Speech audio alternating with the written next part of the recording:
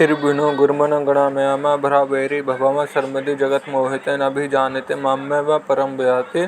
भगवद्गीता का 7वां अध्याय श्लोक नंबर 13। इसका हिंदी अर्थ है, इन तीनों गुण स्वरूप भावों से मोहित किंतु यह संपूर्ण जगत प्राणी मात्र इन गुणों से अतीत अविनाशी मुझे नहीं जानता। व्याख्या सत्वरज और तम तीनों गुणों की वृत्तियां उत्पन्न और लीन रहती हैं। उनके साथ तादात्म्य करके मनुष्य अपने को सात्विक राजस और तामस मान लेता है, अर्थात उनको अपने में आरोप कर लेता है कि मैं सात्विक राजस और तामस हो गया हूँ। इस प्रकार तीनों गुणों से मोहित मनुष्य ऐसा मान ही नहीं सकता कि मैं परमात्मा का अंश हूँ। वह अपने अंश की परमात्मा की तरफ देखकर उत्पन्न नष्ट होने वाली वृत्तियों के साथ अपना संबंध मान लेता है, यही उसका मोहित होना है। इस प्रकार मोहित होने के कारण है मेरा परमात्मा के साथ नित्य संबंध है, इसको समझ ही नहीं सकते। हाँ, जगत शब्द जीवात्मा का वाचक है। निरंतर परिवर्तनशील शरीर के साथ तादात्म्य होने के कारण ही यह जीव जगत नाम से कहा जाता है। तात्पर्य है कि शरीर के जन्मों में अपना जन्मना, शरीर के मन में अपना मरना, शरीर के बीमार होने में अपना बीमार होना और शरीर के स्वस्थ होने में अपना स्वस्थ होना मान लेता है। इसी से यह जगत नाम से कहा जाता है। जब तक यह शरीर के साथ अपना तादात्म्य मानेगा तब तक यह जगत ही रहेगा, था जन्मता मरता ही रहेगा, कहीं भी स्थायी नहीं रहेगा। गुणों की भगवान के सिवाय अलग सत्ता मानने से ही प्राणी मोहित होते हैं। अगर वे प्राणों को भगवत रूप माने तो कभी मोहित हो ही नहीं सकती। तीनों गुणों का कार्य जो शरीर है, उस शरीर को चाहे अपना मान ले चाहे अपने को शरीर मान ले, दोनों ही मान्यताओं से मोह पैदा होता है। शरीर को अपना मान्यता ममता हुई और अपने को शरीर मानना अहंता हुई। शरीर के साथ अहंता ममता करना ही मोहित होना है। मोहित हो जाने से गुणों को सर्वथातीत जो भगवत तत्व है इसको नहीं जान सकता है। यह उस भगवत तत्व को भी तभी जान सकता है तब तृण गुणात्मक शरीर के साथ इसकी अहंता ममता मिट जाती है। सिद्धांत है कि मनुष्य संसार से सर्वथा अलग होने पर ही संसार को जान सकता है और परमात्मा से सर्वथा भिन्न होने पर ही परमात्मा को जान सकता है। कारण है कि त्रिगुणात्मक शरीर से यह सर्वथा भिन्न है और परमात्मा के साथ यह सर्वथा अभिन्न है। स्वाभाव में स्वाभाविक भाव होना ही मोहित होना है, जो प्रतीक्षा नष्ट होने वाली तीन गुणों से परे है, अत्यंत निर्लिप्त है और नित्य निरंतर एक रूप रहने वाले हैं। ऐसे परमात्मा स्वाभाविक है। परमात्मा की है स्वाभाविकता बनाई हुई है, कृत्रिम नहीं है, अभ्यास साध्य नहीं है, फिर तो स्वयं स्वाभाविक है। परंतु शरीर तथा संसार में अहंता ममता सर्वथा में और मेरा भाव उत्पन्न हुआ, यह नष्ट होने वाला है, केवल माना हुआ है, इसलिए अस्वाभाविक है। इस स्वाभाविक को मान लेना ही मोहित होना है, जिसके कारण मनुष्य स्वाभाविकता को समझ नहीं पाता। जीव पहले परमात्मा से विमुख हुआ या पहले संसार से सम्मुख हुआ। इसमें दार्शनिकों का मत है कि परमात्मा से विमुख होना, संसार से संबंध जुड़ना, ये दोनों अनादि हैं, इनका आदि नहीं है, अतः इनमें पहले या पीछे की बात नहीं कही जा सकती। परंतु मनुष्य यदि मिली हुई स्वतंत्रता का दुरुपयोग करे तो उसे केवल भगवान में ही लगाना शुरू कर दे तो यह संसार से ऊपर उठ जाता है, अर्थात इसका जन्म मरण मिट जाता है।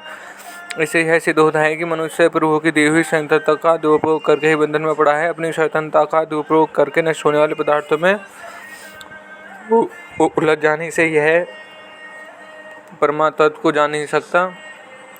परम व्यायाम पद से भगवान कहते हैं कि मैं इन तीन गुणों से पर हूँ, अर्थात तीन गुणों से सर्वथा रहित है, संबंध निर्लिप्त। मैं ना कभी किसी गुणों से बना हो, ना कभी गुणों के परिवर्तन में मेरे में कोई परिवर्तन ही होता है। ऐसी मेरे वास्तविक स्वरूप को गुणों से मोहित प्राणी नहीं जान सकते। परिशिष्ट भाव जो मनुष्य भगवान को न देखकर सात्विक राजस और तामस भावों को ही देखता है, उसका भोग करता है, उनको सुख लेता है, उन भावों से मोहित हो जाता है, अर्थात भगवान की दुर्गतम गुणमयी माया से बन जाता है और फलस्वरूप बार बार जन्मता मरता है। तात्पर्य है कि सात्विक राजस और तामस भाव अनित्य है और भगवान नित्य है। जो अनित्य का भोग करते हैं वे बन जाते हैं, परंतु जो अनित्य का त्याग करके नित्य स्वरूप भगवान का आश्रय लेते हैं वे मुक्त हो जाते हैं। इस श्लोक में जीवात्मा के लिए जगत शब्द आया है।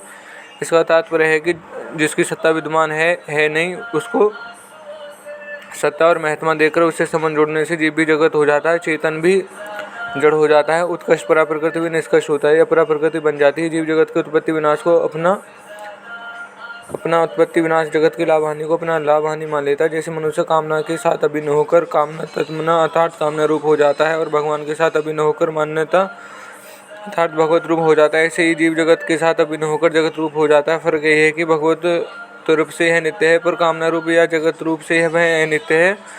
जीवन ने भगवान के सिवाय दूसरी सत्ता को माना, सत्ता मानकर उसे महत्व या महत्व देकर उसको संबंध जोड़ा और संबंध जोड़कर अपनी स्वतंत्र सत्ता का भाव कर लिया। इससे यह जगत बन गया। जो केवल जगत की सत्ता को मानता है वह अपनी सत्ता से विमुख होकर जगत हो जाता है, जो अवास्तविक है, और जो केवल भगवान की सत्ता को मानता है वह अपनी स्वतंत्र सत्ता को मान्यता को मिटाकर भगवान हो जाता है, जो वास्तविक है। जीव को जगत कहने का तात्पर्य है कि उसका चेतन की तरफ ख्याल ही नहीं रहा, फिर तो जड़ से को ही मैं अब और मेरा मानने लग गया। जीव स्वरूप से निर्गुण तथा अव्यय होने पर भी जगत हो जाने के कारण सात्विक राजस तामस गुणों से बन जाता है। वास्तव में अलौकिक परमात्मा का अंश होने से जीव भी अलौकिक है, पर लौकिक जगत को पकड़ने से वह भी लौकिक हो जाता है। अहम से लेकर पृथ्वी तक सब अपरा प्रकृति है, अतः जैसे पृथ्वी जड़ है ऐसे ही अहम भी जड़ है। जब जीव अहम को दृढ़ता से पकड़ हो जाता था, अर्थात अहम को अपना स्वरूप मान लेता, तब उसका पतन होते होते वह भी जड़ जगत ही बन जाता है अर्थात उसका चेतनपना लुप्त हो जाता है, उसको चेतनपने का अनुभव नहीं होता। जो गुणों में आसक्त नहीं होते उनके सामने जड़ता रहती ही नहीं, इसलिए उनको सब जगह भगवान ही भगवान दिखते हैं। परंतु जो गुणों में आसक्त होते हैं उनको भगवान दिखते ही नहीं, परंतु संसार ही संसार दिखता है, इसलिए वे भगवान को संसार ही दिखते हैं। वे गुणों के अतीत भगवान से, वे गुणों से बंधे हुए हैं। अविनाशी भगवान को जन्म में बनने वाला है।